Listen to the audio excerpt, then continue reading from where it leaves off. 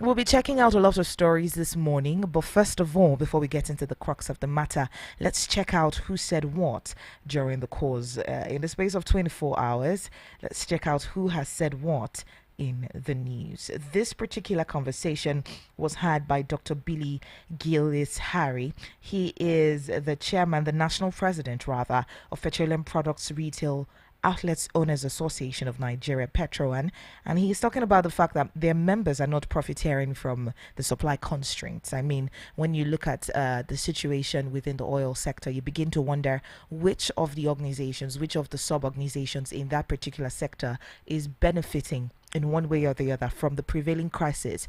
I mean, you begin to wonder, why hasn't the issue been solved? If it's an issue of logistics, I mean, we should have seen a little bit of improvement in the supply of the products across the country. But let's hear what he had to say about this particular situation. Facts that should be able to help us to keep our country more stable. We shouldn't work on speculative assumptions from any one source. NNPC has a clear mandate to do their business. We, as petroleum retail outlet owners, we are partnering with them. First, to expand the distribution scope to all the nooks and crannies of Nigeria. And that's exactly what Petron, as a responsible and patriotic organization, is doing. There will be no need to second-guess NNPC. NNPC will only give us information that they want to give to us, because none of us is working internally. And I think speculating and assuming what should be or what shouldn't be will not help this country. The thing that we should say is, if NNPC says that there's petroleum product, then they should walk the talk. As retail outlet owners, we are ready to receive the product. We are ready to pay for it at the price that NNPC is selling. And we are ready to take it to our retail outlets and distribute to Nigerians at a price that is affordable. That's exactly what we're doing. Now, you have asked a question if my members are trying to get a quick profit on the situation. The answer is no. Why is it no? Because prior to this situation, a couple of weeks ago, petroleum product in many of our members' stations across the country never sold beyond what was approved by NNPC's selling price. Now, today, most retail outlet owners, in order to serve Nigerians, are doing everything possible to just make sure that they have even 5,000 liters in their filling stations to be in business. Because don't forget, whether there is product or not, we must meet our overheads. And these overheads are consistent. They don't change, they don't fluctuate. When there's no product, we don't send our staffs packing. We keep them working. So if somebody managed to get 10,000 liters or 5,000 liters to a station to keep the place wet and have the place working, the circumstances of the price will be different, because he would have done quite a lot of different things to get that product to that station. And when that happens, what we, as a responsible organization, request is that we should be informed as to where the product was got, how it was got, and that is what our technology called the 3 Ps, Petroleum Product Passport, does for Petron. So we have statistics and scientific analysis of what is being done by our members. And I can tell you, yes, I may not speak for 100% of my members, but most of my members keep to the rules. So we do not profiteer, but we try to stay above the buying price, so that we can be in business. If we sell at the price that is everybody is expecting while we bought the product more, then we'll be out of business. All right. That was the voice of Dr. Billy Gillis Harry, the National Director of Petroan. Right now, let's check out what Mr. Femi Falana had to say about this electricity tariff issue. He talked about the Minister of Power, Mr. Adebayo Adelabu, failing to address the question of illegality of the tariff. Let's take a listen. Section 116 of the Minister of Power, Mr. Adebayo Adelabo, has failed to address the question of illegality of the tariff. Section 116 of the Electricity Act 2023 provides that before an increase can be approved and announced, there has to be a public hearing conducted based on the request of the discourse to have increase in electricity tariff. That was not done. So, up to now, neither the minister nor the National Electricity Regulatory Commission has explained why the impunity that characterizes the increase can be allowed. And that is why I've already given, as requested by the law, I've already given a notice to the commission that because, these guys are running Nigeria on the basis of impunity, and we cannot continue like this.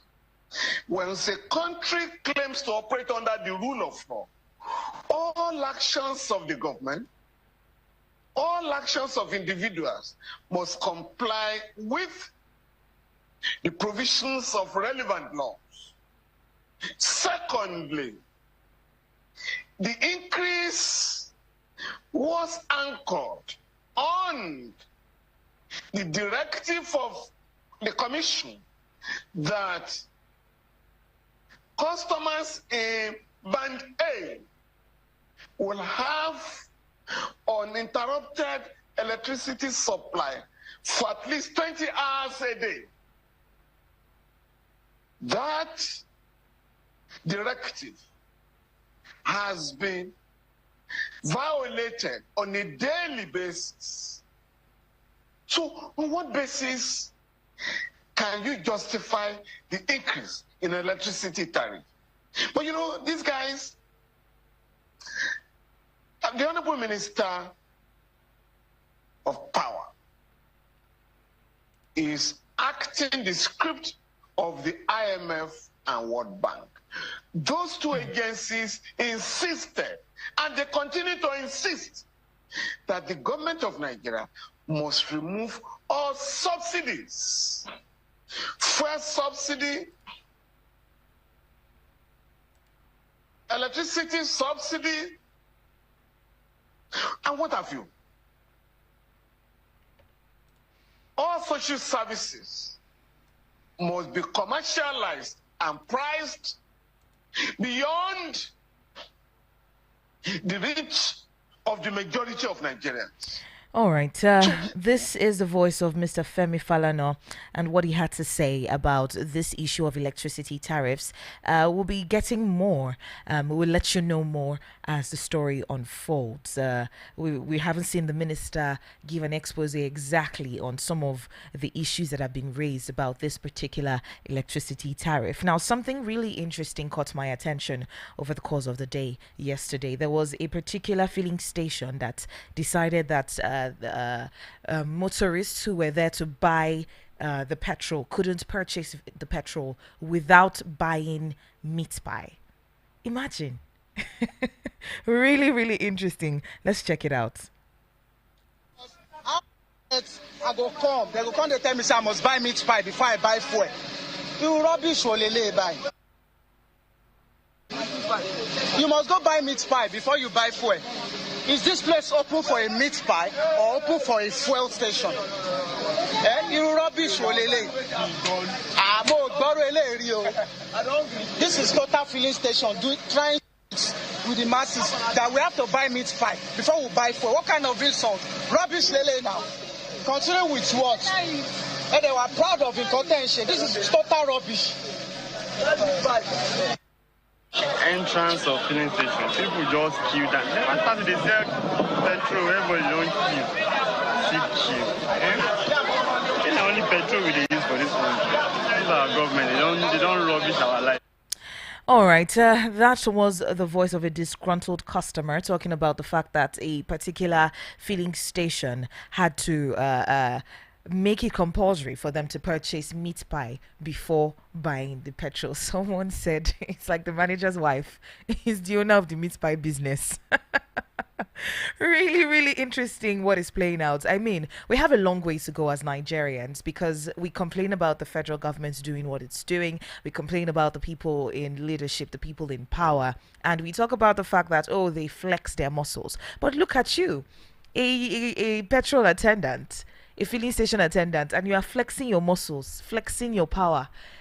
What then would you do if more power is given to you? So I mean, if it is said that if you are humble, is it no, that's not the word. If you are accountable with the small, more will be given to you, right? That's what it is said. So you begin to wonder when you see people behave this way. Anyway, we have to reach out to Rufai Oseni in a moment. Do stick around for that. But the studio line remains 0700 010 961 961. 0700 010 961 961. Stick around.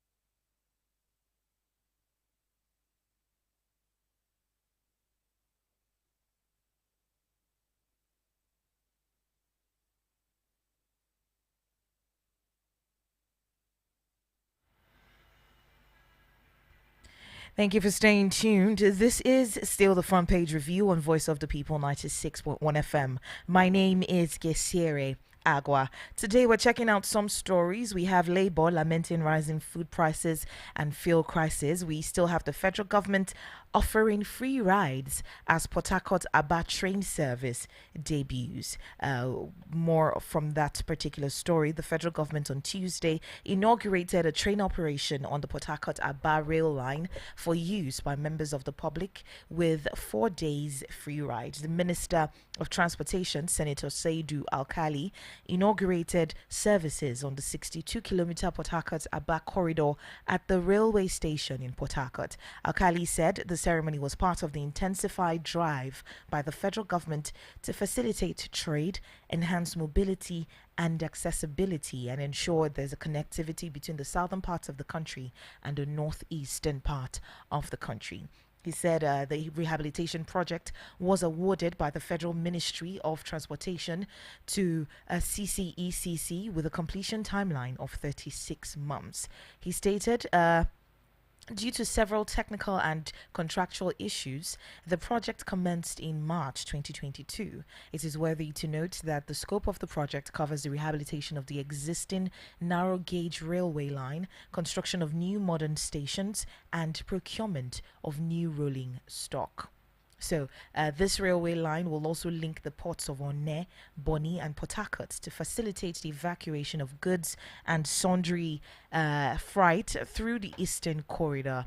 And the federal government in the contractual agreement is to provide 15% of direct construction cost, inclusive of land acquisition and VAT, while a bank loan through direct construction cost is to cover the remaining 85% of the project. And he said the commencement of operations along the section would boost economic activities between the South and the Southeast regions of the country. And with the completion of the project, the ministry will continue to vigorously drive CCECC towards the speedy completion and delivery of the 181 kilometers Aba Enugu stretch as well. So, I mean, this project didn't start with this particular administration, but we're seeing its completion right here, and it's something worthy of note. I mean, this is something that we should be happy about, even though we're supposed to be at a stage where more of this should have been in the country already. I mean, in the 90s, we had trains working in the country, and all of a sudden, due to maybe one issue or the other, political reason or the other, we have them scattered all over the country, abandoned, left without taking care of and all that. So now we're seeing a particular train station debut. This is the Port Harcourt and Aba. Once you note that particular route, you know that there are lots of goods and services that make their way on that particular route. So it's a thing to be celebrated at this point in time. We should be happy about it. But there lies the question of maintenance and security as well. I mean, we saw what happened on the Abuja Kaduna train, and we do not want a repeat on any of our other railway lines. So will we see a completion of the project in terms of having CCTV cameras installed, in terms of having what do they call it, motion sensors on the train to ensure that there's nobody trying to touch or destroy the train while So sorry. I'm sorry I disappointed you by being late. So sorry. Please forgive me. And I last chance, please. No problem. Good morning, Mr. Rufai. Yeah. Morning. Hi. Go ahead. All right. So we have the federal government offering free rides as Port Harcourt Aba train service debuts. We know that once that particular railway line completes, we know that the ports from Onne, Boni, and Port Harcourt, those places are covered. So how much of a feat is this to be celebrated? I mean, it will be celebrated, but hope we are verified, yeah, because anything the government says now, we need to verify. Remember the Maersk deal? That they announced that there's a Maersk deal that came in that Maersk is now not committing to or saying otherwise. Now they're even now trying to bring us an old video, which is different from which was in February when Sanite was talking about. But the announcement you said was after a meeting with Tinubu just recently in April now. So why are we trying to twist things? So these governments and their back and forth on what is the truth in the name of propaganda gets much. So please let us factor. That's why they talked about the refinery to they said mechanically complete and all of that. And we didn't hear anything. So let's look at these things very well. But if it's a good one as regards real expansion, let's see a panzer for the country. All right. But let's be careful. Anything when it comes to government now.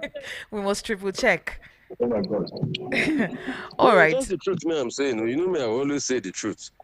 Because when you fool somebody once and you fool somebody, they need to be asking questions now. So,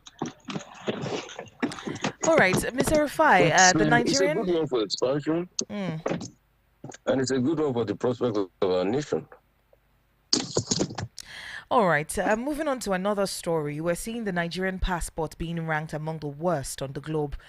We've seen significant challenges for Nigerian travelers seeking international mobility. So, based on Visa Guide's World Passport Index, it ranked Nigerian passport at 191 out of 199 countries. I mean, we're eighth from the back. So above, we're ranked above countries like North Korea, Iraq, Libya, Sudan, Pakistan, Afghanistan, Syria, Somalia. See the countries that we are ranked with. It's another very sad tale, guess. And this was a country that the passport used to be highly respected back in the days. There were many things. And you see, that's why leadership. What makes a nation is leadership. This was a country that our passport used to be respected at a point, but we've just had a very funny level of leadership. At a point, we didn't even need visas to be able to go to the UK until that spat happened between Buhari and Thatcher that they granted, and all of that happened.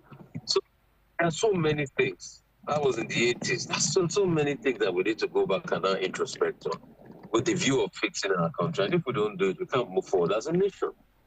So how can we improve the passports? Yes, the economic viability, capacity of Nigerians, the overall look and feel, the issues about security and everything. But most importantly, also Nigerians too should be of good conduct when they go to other parts of the world. Because that's another thing that we don't talk about enough.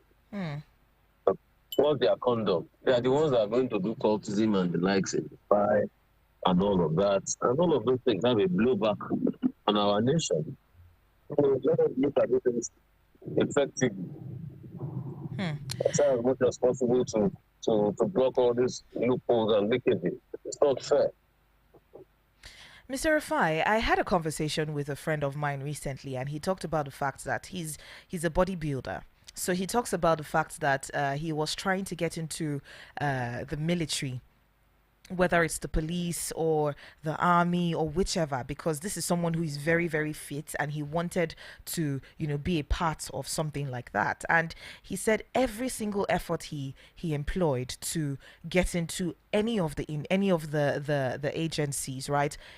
Everything was forestalled in one way or the other, because you had rich men who paid to get their children ahead of other people who were qualified in terms of capabilities. Now they were chosen instead of this individual. And then he was talking about the fact that he started considering different bad ways of making money, because this is someone who had dedicated his time and energy into getting fit for things like that, and then to be turned back by a system who was supposed to help you in a way. So when you see Nigerians behaving in a particular way, is it not a propagation of what happened with the system? How the system has failed Nigerians in one way or the other? Because when you see young people, I do not think that they would want to go through yahoo. Some of them cannot even sleep at night. I'm not making a case. I'm not trying to make a case for them, but I'm just saying, if the system worked, would people get into these things that give us bad PR? I know that a part of our country failing us, but we should also know that some people are just bad. People are created in two ways in this world. You're either good or you're bad. So that one is there, but there's also our country failing us, and that's why we must all work to ensure that things work a whole lot better. Take, for instance, look at the plight of workers. Nigerian minimum wage as we speak today is just $23, one of the lowest in the world as we speak. What does the Nigerian worker be able to do with that? Almost next to nothing. And that's the sad reality in our country. So if we don't work at ensuring that we fix all of those things, and that's why you see that NLC is looking at that 30% increase, and they're trying to reject it. If we don't work at fixing our country, nothing will work for us. This country has so much capacity, but we need to be able to work it out and make it better. All right, let's move on from that story and check out Ipman threatening shutdown over the 200 billion naira bridging claims. Now, major marketers, Ipman, has talked about the fact that they're threatening to shut down petrol lifting if the federal government fails to resolve the outstanding 200 billion bridging claims. So, at this point in time, who is telling the truth? Who is lying? Can we not just stop playing politics with issues like this? Because already people are buying the fuel at expensive rates. So to now say that you do not want to do the things that need to be done so that this particular product can flow freely into the system. It's just sad. And in all of this, I don't know what the leadership is trying to do to help us solve this problem. In the past over a week now, we've grounded the nation down. As we speak, the nation is in dire straits and all of that. So I don't know. I don't know. And Ipman is now playing this their game back and forth. I thought in all of this, NNPC said they had 1.5 billion liters that will last us for 30 days. Where is they should bring it out? So they can't answer the question. The country is on the knife edge as regards petroleum products, and nobody's telling us what to do or where to go. Even on May Day, there's supposed to be a holiday for workers. There's fuel queues everywhere. We need to start reflecting on our country. So now they are disputing over 200 billion at the expense of Nigeria, and at the same time, there are so many lies here and there. Lies are too much. Lies are too much. Oh, all right. Mr. Rufai, one more story before you leave us at this point. The Nigerian government has approved salary increase for some civil servants. They approved a 25% and 35% salary increase for civil servants on the six consolidated salary structure. This is according to an official yesterday. They said it's, however, separate from that being discussed at the ongoing negotiation between the government and labor unions following the removal of subsidy and all of that. So at this point in time, seeing an increment between 25 to 35% on civil servants on the remaining six consolidated salary structures, you wonder, is this a good thing? Is this a bad thing? Will they be able to pay moving forward? Well, I think they'll pay, but the question is far reaching enough? Is far reaching enough? Yes, the increment, we've been having this increment of 20 or 30% percentile. Is it far reaching enough? Based on the plight of the Nigerian worker, the fact that Nigerian workers have lost its own financial viability over a period of time. I think that those are the questions we should truly, really ask. Is it far-reaching enough? So these are the questions we should ask. And if we can't answer those questions, then we're not ready to go anywhere. It is the sad reality of our country. All right. Thank you so much, Mr. Rufai, for your time. Thank you. Absolutely appreciate it.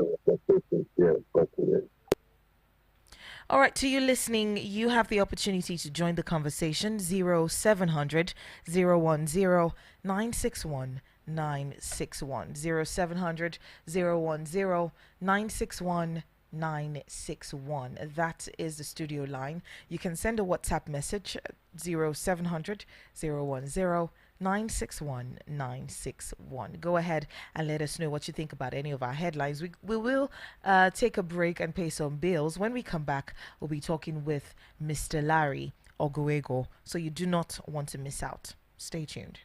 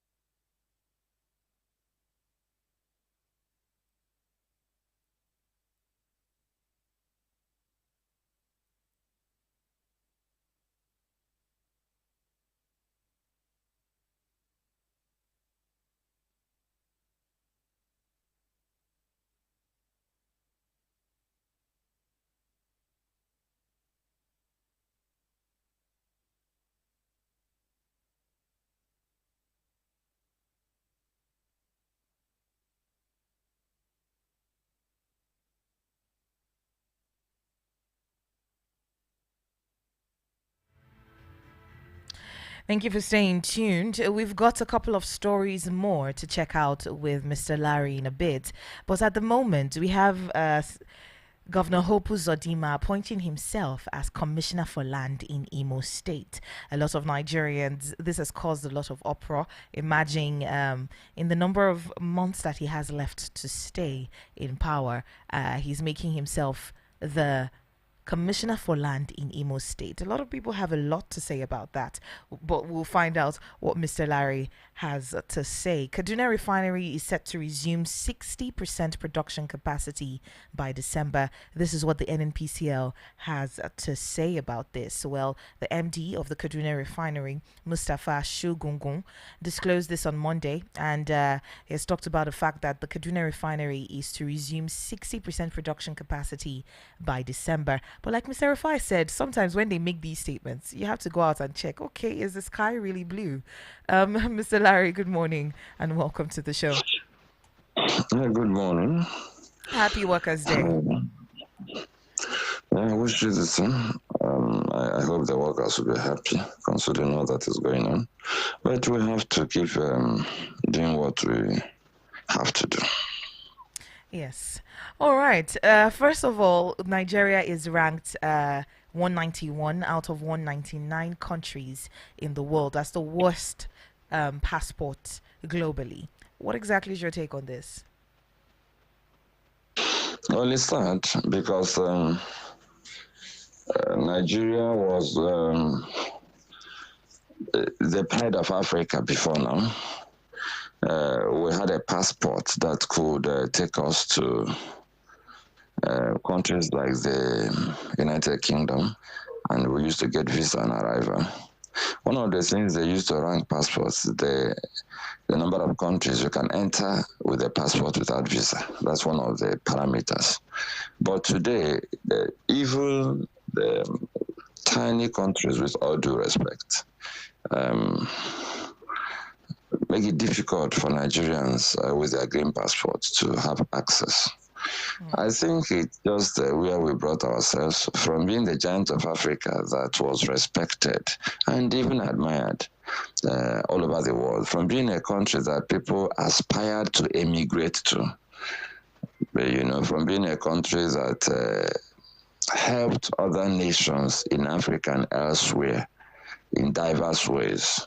We became a country that is seeking help, a basket case as it were, that's begging for aid all over the place. I remember the days when Nigeria was in the forefront of fighting for South Africa to be liberated from apartheid. I remember a Nigeria that helped countries like Namibia. I remember a Nigeria that started a technical aid corps that provided a foundation for several African countries to be able to expand the economies and then train their workforce and all of that. I remember that Nigerians were magistrates and judges in several African countries, including the Gambia here, where we had several magistrates and teachers teaching in their schools, and Nigeria paid those persons. Unfortunately, today we have a Nigeria where most Nigerians are unemployed, and the technical aid corps is just a main shadow. So all of these things add up. We are on a downward spiral, and we are still falling. So it's not surprising. We have poor leadership. That's just the summary of the story. If a country becomes prosperous and is responsible, then the passport will be respected. The passport is like one of the major brands that represented the country. In fact, when I travel and I get to immigration posts or wherever, and people bring out passports, I take a kind of a look on the different passports, their colors, and the way people treat them. I find out that Nigeria is always a bad case. If we can reposition our country to become the giant of Africa again, and Africa is looking up to us, even though we are wobbling, Africa is still looking up to us. They say it actually. African nations make it clear that until Nigeria takes its place of pride as a leader in Africa, they will be floundering as a continent. But our leaders are not listening. They're more interested in lining their pockets and positioning themselves to be in power forever. So you become a governor. After being a governor, you go to the National Assembly to sleep. You become a chairman of a party. After being a chairman of a party, you go to the National Assembly to continue to ply your trade just to be relevant. We need to actually rescue this country so that over time will restore the glorious position of our dear green passport. And I hope it will happen soon. All right, we have Senator Hope Uzodinma appointing himself as Commissioner for Land in Imo State. A lot of people have talked about this. Speaking to newsmen on Tuesday, Oguike Nwachuku, the Chief Press Secretary to the Governor, said the self-appointment by Uzodinma was to rid the Ministry of criminal-minded fellows. He said the criminal-minded fellows have portrayed the government in a bad light, and he said the appointment was to enable proper monitoring and management of the ministry by the governor. Is this something that is even achievable, right? You already have your hands full as a governor, yet you are a commissioner for land in the same state. He doesn't have to appoint himself commissioner for land to monitor what is happening in the Ministry of Land. I don't understand. His job as governor is to supervise all the ministries and commissioners. If he wants to facilitate proper monitoring by becoming the commissioner of land, he might as well become commissioner for every other thing, because he's still monitoring those ones, I assume, without being the commissioners, the commissioner in those ministries. So I don't understand. He apparently has peculiar interest in land, and he apparently doesn't want anybody to shift any deals away from his attention. But I dare say that no matter how hard he tries, he cannot control everything that happens, especially when the people begin to suspect that he has a hidden agenda. I think it's in bad taste. This idea of president becoming petroleum minister, governor becoming commissioner of land is not healthy. We should find competent persons, give them positions in the areas of their expertise, give them a terms of reference, and allow them to function. And if they don't do well, you remove them and then you appoint some other persons. A situation where a governor who should be supervising every ministry and focusing on governance also becomes commissioner for land, checking who is quarreling over land, checking who is allocating what land for estates and all whatnot, running around to look at CFO, who is taking whose land. It doesn't sound like what a governor should be focusing on. He should find competent persons, appoint them to positions, and supervise them. I hope nobody will emulate him in this very infamous direction he's taken. And I also hope the people will rise up and challenge him to go back to the job of governance, not the job of becoming commissioner for lands. And I hope there is no plan for land grabbing. I hope so sincerely.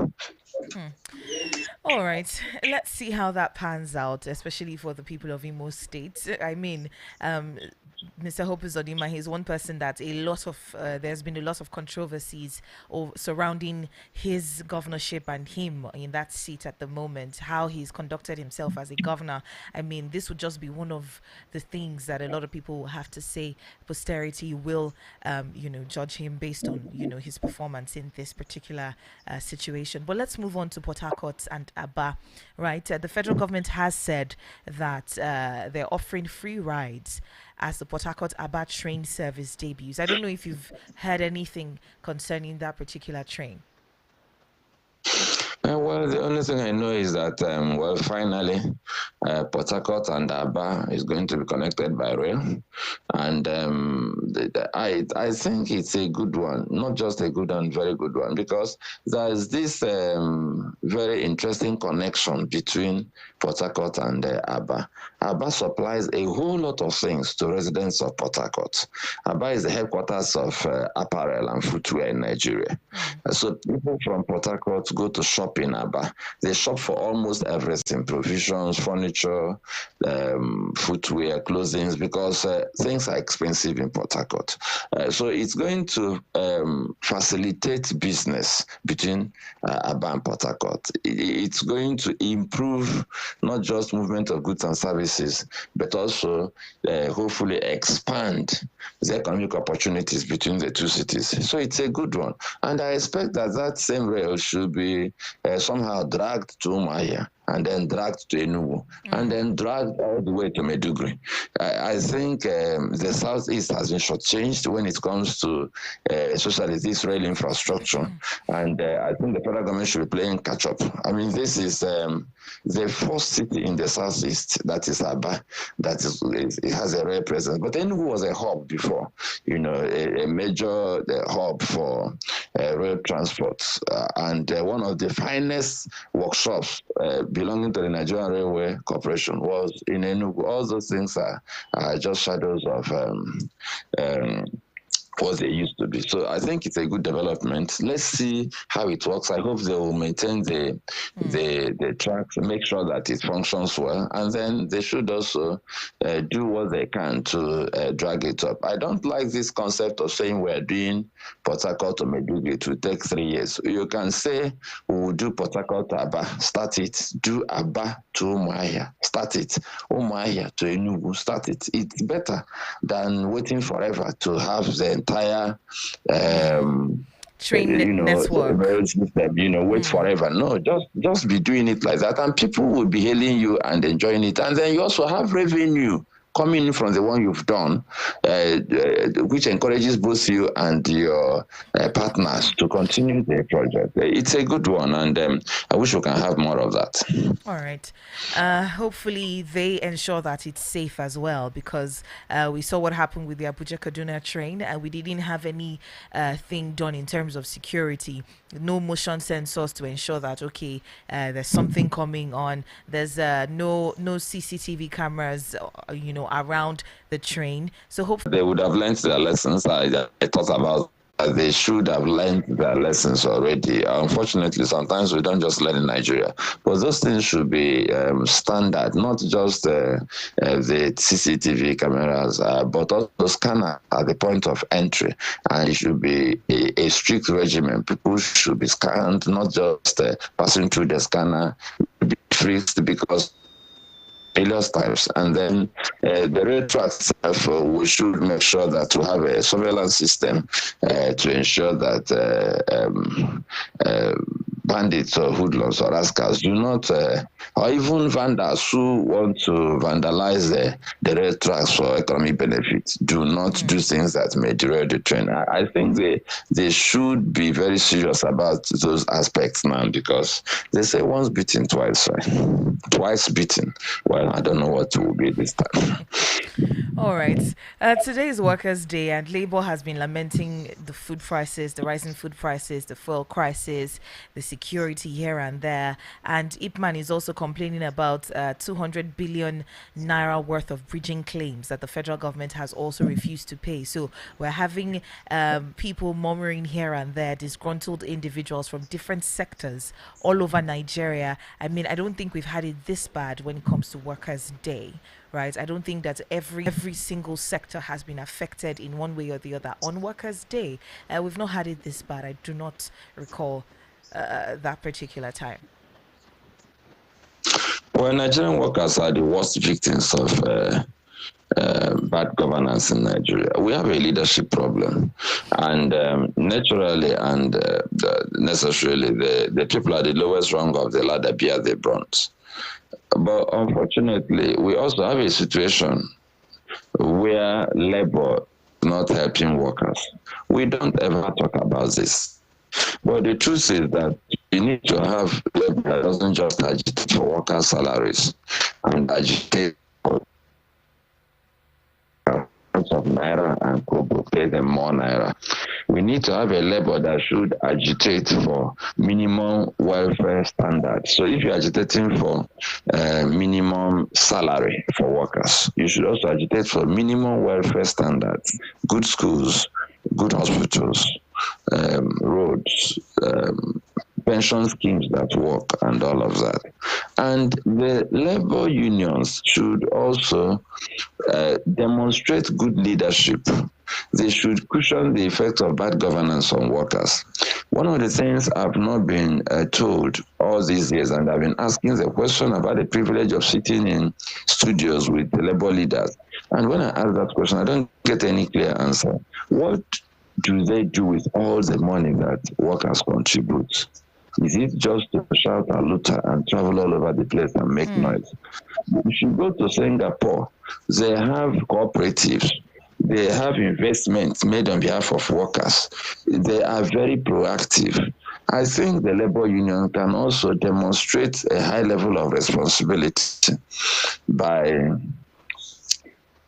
managing resources belonging to labor more transparently and encouraging workers, conducting trainings for workers. When Singapore transited to automated industries, there was a high level of redundancy of workers. And one of the things the labor union did was to set up academies that actually encouraged workers to acquire new skills and train them, and they got back into the workforce. That is what we should be thinking about, not just fighting. Fighting is good, but we can't just can do better. So while we are pointing fingers at government for not treating labor well, improve the way they lead themselves. I mean, those state government just donated labor house to them. I think labor is worthy enough to take care of its own needs and actually affect society positively. I think somebody should actually remind labor that considering the number of people who pay this money is deducted at source, so you won't say they don't pay. It's like NLC has more than 40 affiliate bodies, and thousands, hundreds of thousands of people probably, in fact, not probably, more hundreds of thousands of people have money deducted and paid to these bodies. So I don't understand what they are doing. They should be more proactive. They should make more impact in the lives of their members directly while waiting for government. And when they make this impact, they will have more influence. They will have more commitment from the people. If they say come out that we want to occupy, people will come out. But if my job is to just give you money and you shout out and sing on television, I'll just give you the money. And then I just hope for a better day. So I think labor should do better, not just government. As for the issue of Ipman and bridging claims, Nigerian petroleum sector is one of the worst sectors, not only in this country, but in the world. The corruption is difficult to fathom. Stories everywhere. Because this bridging they're talking about, if you go into the story of bridging, it's also like the story of subsidy. Claims everywhere, mainly false claims. These 200 billion they're talking about, how do you verify the 200 billion? Is the bridging work? Bridging is supposed to make fuel prices uniform across the country. Do we have uniform fuel prices? That's what it's so sometimes it's exasperating talking about Nigeria and the way things happen. We are talking about bridging claims. So do you do the bridging successfully? Are we benefiting from the bridging? So if people are paying for fuel all the time, we have been paying for years according to our location. So what is the bridging for? Why are we deceiving ourselves? It's sad. All right. Thank you so much, Mr. Larry, for your contribution to the conversation this morning. Today is Workers' Day. Any messages that you have to say to anyone or Nigerians as a whole? I would rather talk to the workers directly, not just their leaders. One of the things I want to say is that as Nigerians, we should aspire to deliver a full day's work for a full day's pay. One of the reasons Nigeria is floundering is because even as workers, as people, as Nigerians, very often we shortchange this nation. We shortchange our employers. Very often we do not give our best. We always say that they're not treating us well enough, so why should we give our best? But we forget that workers build nations. We forget that we should first invest, then insist on reaping the dividends of our investment. A situation where we really don't give the best because times are hard, because they're not paying us salaries and all of that, or they're not paying us well enough. Like they always tell us in Nigeria, that I'm not well paid as a policeman, I'm not well paid as a doctor, I'm not well paid as a teacher. But I always remind Nigerians that nobody is well paid compared to international standards. There is no professional in Nigeria that is well paid. There is no artisan that is well paid. It is when we position our country to the extent that the resources will be there, the proper leadership will be there, that they will be able to pay us well. What I mean is simple. We first of all plant a tree, nurture the tree, and then the tree will bear fruit, they will go and eat the fruit. A situation where the people, I'm not talking to the leaders now, because they are too far gone. I'm talking to us now. If we can sit down and fold our sleeves and work hard, working hard is not just working hard physically, but working hard mentally, repositioning the way we think, repositioning the politics and how we participate in it. If we can do these things, what will happen is that we will shape the economy, shape the politics so well that over time will be rewarded, the fruit will come. So I'm talking to the people. And when the people position themselves well and behave well, then we can get good leaders from among the people.